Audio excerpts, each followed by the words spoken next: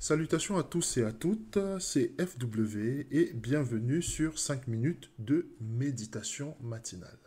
Mes méditations ce matin m'amènent à me pencher sur la démission de Liz Truss, le Premier ministre britannique. Pour tout te dire, Liz Truss, en fait, a annoncé hier donc sa démission, donc jeudi, elle a annoncé sa démission, après 44 jours d'exercice de ses fonctions.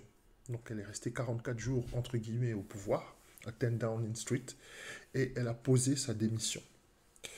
Et ce qui m'amène à méditer sur cette démission, c'est que, en fait, même si c'est une surprise, puisque c'est un record, hein, c'est le Premier ministre britannique qui a le moins duré ou qui est le moins resté en exercice dans ses fonctions.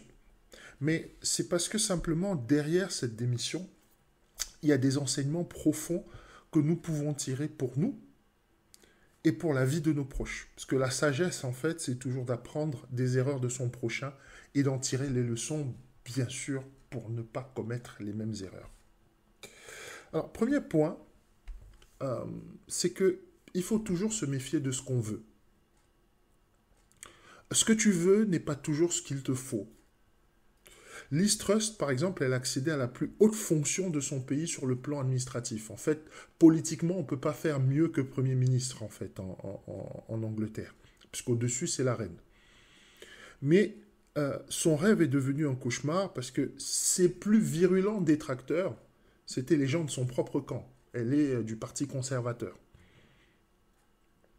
Et ce que je veux te dire, c'est que peut-être que actuellement, tu es en train de traverser une situation où, entre guillemets, tu as peut-être le poste de tes rêves, tu as peut-être la situation de tes rêves, ou, entre guillemets, tu as peut-être rencontré la personne de tes rêves, et cette relation, ou ce poste, ou ces fonctions-là sont en train de générer une somme de chaos dans ta vie, dans ton entourage, et t'amener à une extrémité où tu finis par regarder ce dont tu rêvais le plus, ou ce que tu souhaitais le plus obtenir, comme étant une source de tourment et un instrument de torture. Il faut toujours se méfier de ce que l'on veut parce que ce que l'on veut a des conséquences, non seulement sur nous, ça peut être un emploi, ça peut être un déménagement, ça peut être une promotion, ça peut être les deux, non seulement sur nous, mais aussi sur notre entourage. Donc ça nous amène à nous questionner, à nous méfier de ce que l'on veut. Deuxième point, c'est que le comportement de ton entourage en dit toujours long sur ses intentions et aussi sur tes chances de réussite. La réaction de ton entourage sur ta réussite en dit long sur sa qualité.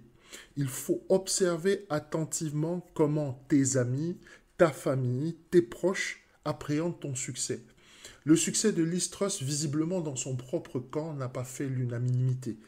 Il y a plein de gens qui étaient contre, donc elle s'est retrouvée, en fait, la pauvre, entre deux feux, c'est-à-dire elle était combattue de l'intérieur et elle était aussi combattue de l'extérieur.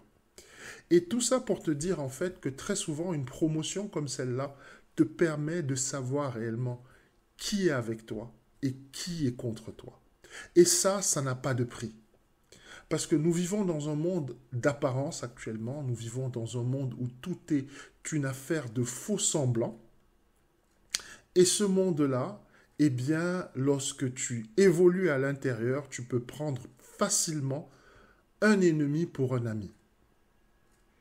Troisième point, il faut toujours fixer un prix à tes rêves. Toujours avoir en tête une limite que tu ne dois pas dépasser pour réaliser tes rêves. Parce que sinon, en fait, tu vas devenir le jouet, l'instrument, d'accord, de tes rêves. Et tu risques de te transformer en quelque chose que tu ne vas pas reconnaître une fois l'épreuve, une fois l'objectif atteint. Le but est réellement que tu comprennes que tous les rêves que tu as ont un prix. Et pour que tu les réalises, il faut être capable de payer ce prix. En conclusion, je te dirais juste que lorsque ton rêve devient un cauchemar, c'est qu'il est temps d'arrêter de dormir. Je te souhaite une bonne journée.